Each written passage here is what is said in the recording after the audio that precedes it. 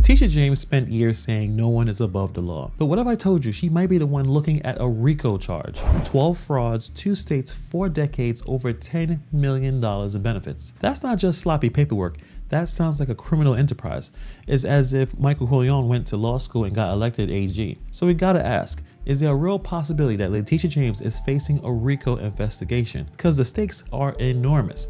A RICO charge can mean 20 years in federal prison per count, your assets being taken away, including any property tied to the fraud, total political collapse, career over, credibility destroyed, a scandal that reshapes how voters view progressive prosecutors. So let's break this down. Could she actually be prosecuted under RICO charges? And what's stopping the DOJ from moving on right now? Let's get into it. So let's get something straight here. RICO isn't just for the mob anymore. It's been used to take down politicians, bankers, even Diddy right now. And Letitia James, she might have left enough of a paper trail to make the next RICO Netflix documentary about her. I want to give out a shout out to the website White Collar Fraud. They've been breaking down this story wide open for weeks. They've been doing the homework, digging through the filings and laying out the dots. And all we're doing is connecting them. We're talking about 12 alleged mortgage misrepresentations stretching from Brooklyn to Virginia, with sworn documents witnessed by her own AG staff and that $10 million taxpayer-funded legal defense fund to keep it all going. Now, the feds already issued a criminal referral, right? They said, listen,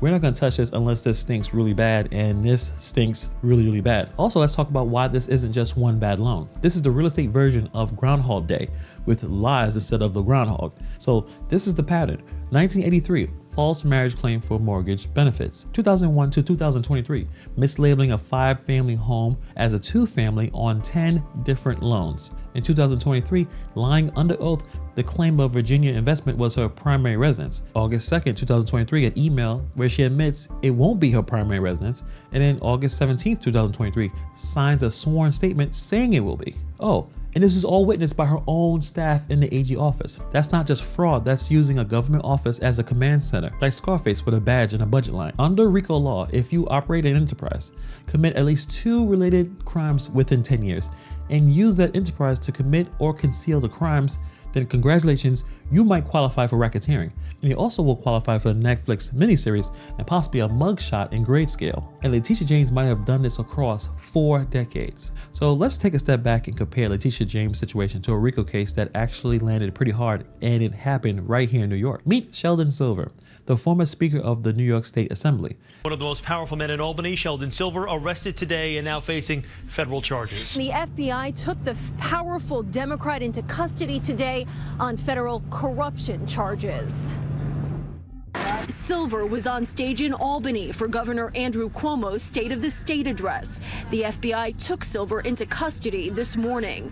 The complaint alleges, quote, Silver used the power and influence of his official position to obtain for himself millions of dollars in bribes and kickbacks, masked as legitimate income earned by Silver as a private lawyer. Federal prosecutors say this had been going on for more than a decade. Silver wasn't just another corrupt official. He was one of the most powerful men in Albany.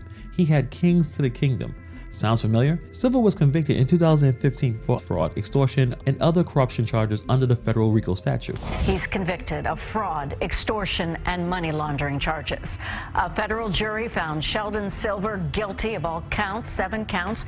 The verdict this afternoon comes after a 4-week trial and 2.5 days of deliberating. Sheldon Silver made no expression and said nothing. It is a stunning fall from power. He was elected to the New York State Assembly in 1976, representing his lower Manhattan district. In 1994, he was named Speaker, one of the so-called 3 men in a room in Albany who wielded virtually unchecked power over what got done in the legislature. Former New York State Assembly Speaker Sheldon Silver has been sentenced to 6.5 years of prison.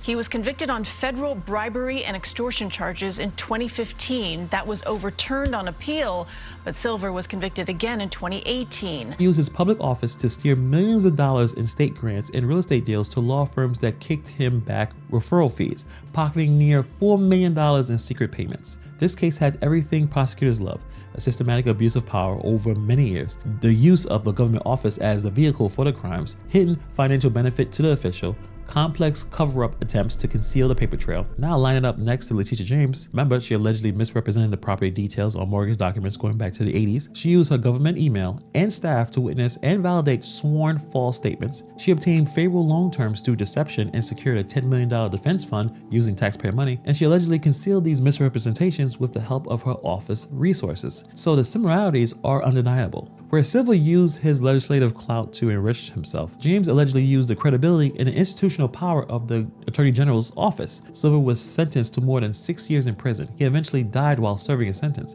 but the legal precedent remains loud and clear. If you use public trust to secretly profit, you're fair game for federal prosecution, no matter your position. So when people say, come on, no one's gonna really go after a state AG, just remember, they went after the Speaker of the House of New York, a guy who ran Albany for decades like it was his own fiefdom. If prosecutors had the guts to hit Sheldon Silver with the RICO, they absolutely have the tools and now potentially the evidence to go after Letitia James. So will the DOJ act? And according to White Collar Fraud, they tell you exactly why they should or why they could. The paper trail is massive. There's a confirmed criminal referral. The Virginia Declaration is a slam dunk perjury case. The $10 million defense fund showed that she's still using public resources for personal benefit. And obviously she wasn't the first one hit with this kind of thing.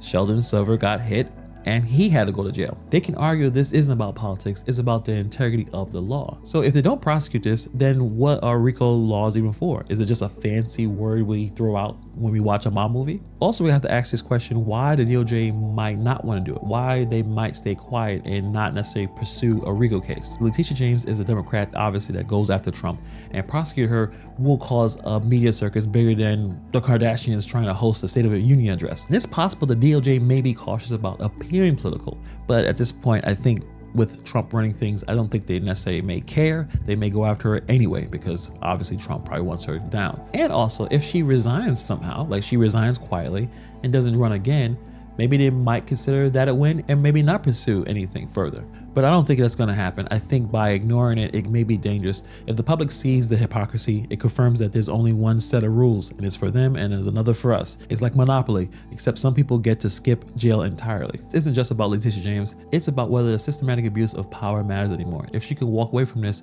why wouldn't other politicians do the same? She used the government office to secure personal benefits. She had staff witness her perjury. She has $10 million in taxpayer funds to fund her defense. That's not a gray area. That's a blueprint to how to run a criminal enterprise while wearing a badge. Step 1, lie. Step 2, smile. Step 3, get taxpayers to pay for your lawyer. So if the DOJ won't prosecute it, that's telling every future politician you'll be fine. So we'll see. Letitia James built her name saying that no one's above the law, but her own actions, they look like the greatest hits album for mortgage fraud, corruption, and cover-up. And yeah, that remix is not pretty. We're not saying she's guilty, but we're all saying if this isn't RICO, then what is?